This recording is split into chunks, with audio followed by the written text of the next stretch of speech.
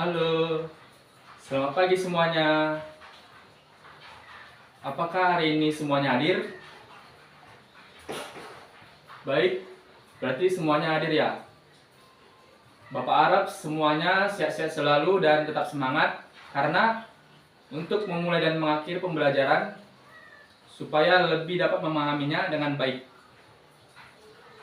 Baik, sebelum kita memulai pembelajaran, ada baiknya kita berdoa terlebih dahulu. Doa dipimpin oleh ketua kelas. Kepada ketua kelas dipersilakan.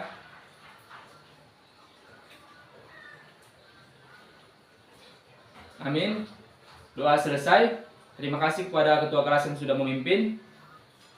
Hari ini kita mempelajari tentang ekosistem. Sebelum kita memasuki pembelajaran, Bapak akan menjelaskan apa saja tujuan-tujuan kita mempelajari tentang ekosistem dan apa capaian yang akan kita dapat.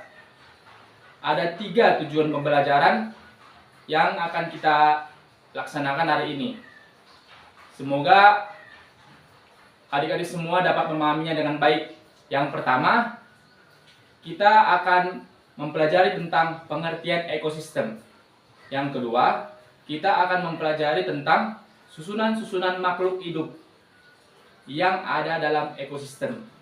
Yang ketiga, kita akan mempelajari tentang komponen-komponen yang ada di dalam ekosistem. Baik, kita akan memulainya.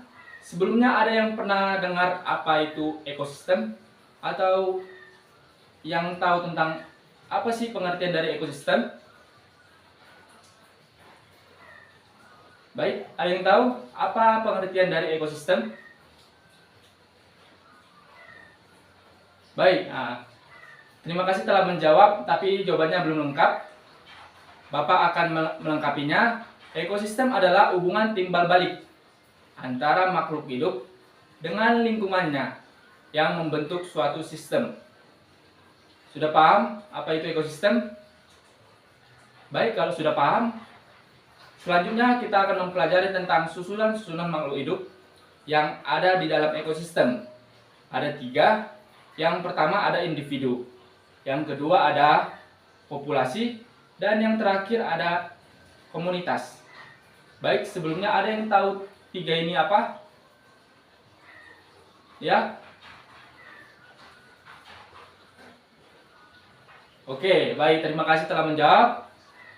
Bapak akan menjelaskan yang pertama itu populasi. Sebelum Bapak menjelaskannya, Bapak akan menunjukkan sebuah gambar. Coba dilihat dan dipahami gambar yang ada di depan. Ini adalah susunan-susunan makhluk hidup yang menjadi penyusun dalam ekosistem. Ada individu, ada populasi, dan ada komunitas. Bapak akan menjelaskan yang pertama tentang individu. Apa pengertian dari individu? Individu adalah makhluk hidup. Seperti gambar ini ada gajah yang sendiri dan bersifat bebas. Dia tidak ada berhubungan dengan makhluk hidup lain. Jadi itulah pengertian dari individu. Yang kedua, ada populasi. Populasi seperti gambar di bawah ini yaitu populasi gajah. Dia terdiri dari beberapa hewan, 2 atau lebih. Itu disebut dengan populasi. Dan yang sejenis atau yang berspesies yang hidup di suatu daerah tertentu. Oke, baik, sudah paham sampai sini? Baik, jika sudah paham, yang ketiga ada komunitas. Bisa dilihat gambar ini.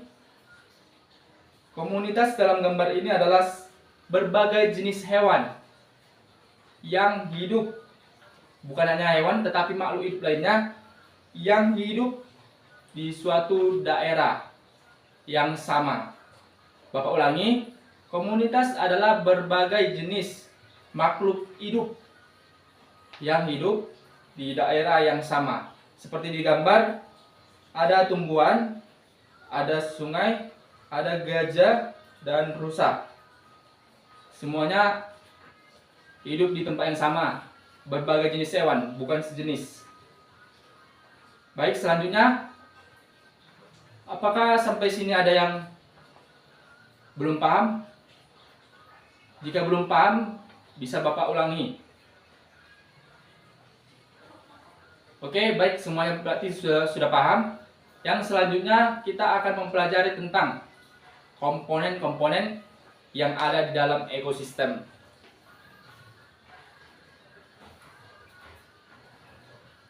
Baik, komponen-komponen yang ada di dalam ekosistem ada dua. Yang pertama ada komponen biotik atau biasa disebut dengan komponen hidup. Yang kedua ada komponen abiotik atau tak hidup. Baik, sampai sini sudah mengerti? Oke, baik, jika sudah mengerti, apa pengertian dari komponen abiotik? Apa-apa saja di dalam komponen abiotik, ada yang tahu?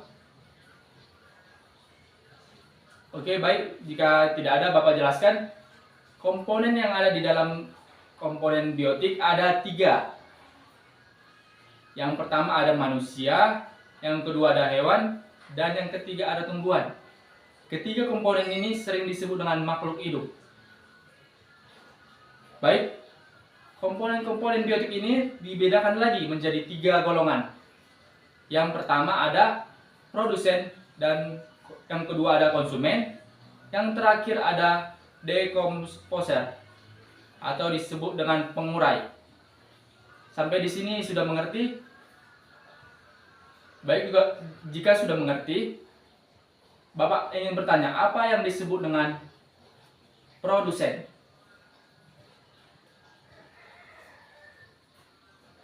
Baik, silakan dijawab. Ya, betul. Produsen adalah makhluk hidup yang dapat menghasilkan makanannya sendiri atau dapat membuat makanannya sendiri. Seperti contoh, tumbuhan yang dapat menghasilkan atau membuat makanannya dengan klorofil, dengan bantuan dari sinar matahari. Baik, sudah mengerti sampai sini? Yang kedua ada konsumen. Apa yang dimaksud dengan konsumen? Ada yang tahu? Ya, betul. Konsumen adalah makhluk hidup yang tidak dapat menghasilkan makanannya sendiri, atau makhluk hidup yang dapat mengambil makanannya dari produsen. Produsen ini sebagai pembuat makanan. Konsumen mengambil makanan atau dapat menghasilkan energi dengan mengambil makanan yang telah dibuat oleh produsen. Atau dia dapat mengambil dari konsumen-konsumen lain yang sering kita sebut sebagai makhluk hidup yang memakan mangsanya. Oke, baik, sampai sini sudah paham? Jika sudah, Bapak lanjutkan. Yang terakhir ada decomposer atau yang biasa disebut pengurai. Dalam hal ini contoh decomposernya yaitu jamur, bakteri, dan lain sebagainya. Decomposer bersifat menguraikan sisa-sisa yang ada dalam makhluk hidup.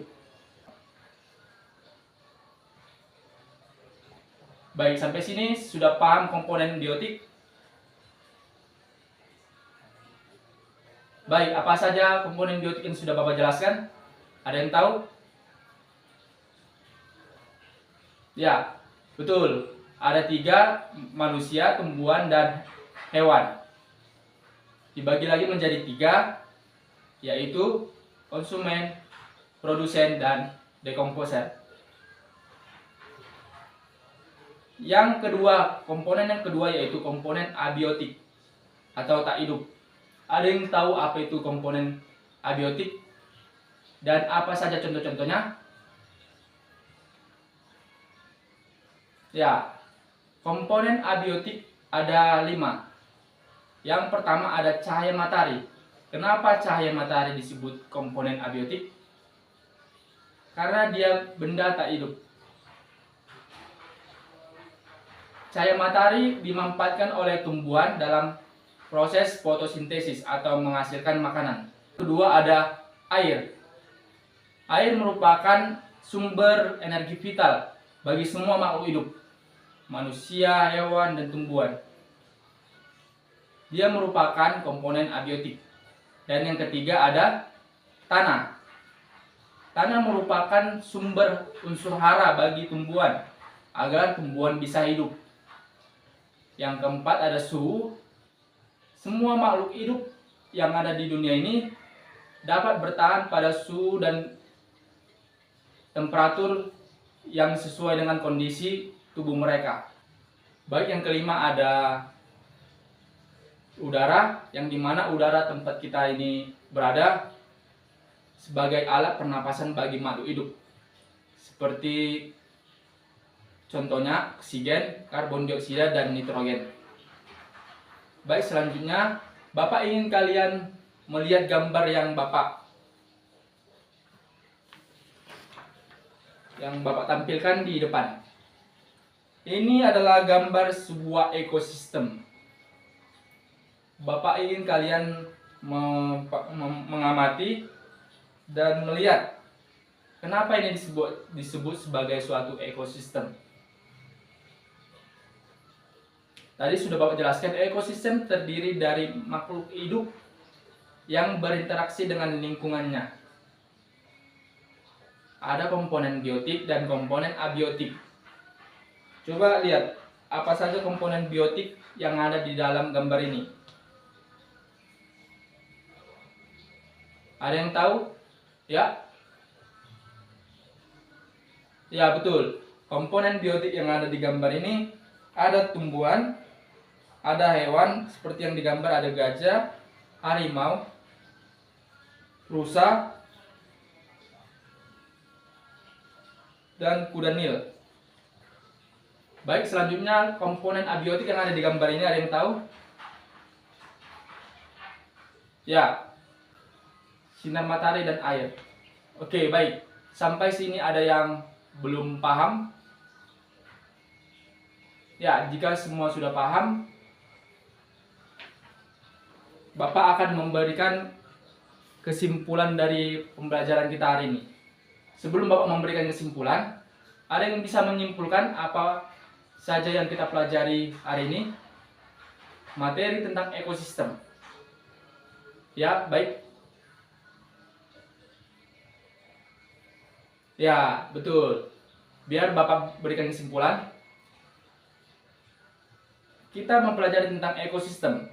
Ekosistem adalah hubungan timbal balik antara makhluk hidup atau yang biasa disebut dengan komponen biotik dan lingkungannya, atau yang biasa disebut dengan komponen abiotik yang membentuk suatu sistem.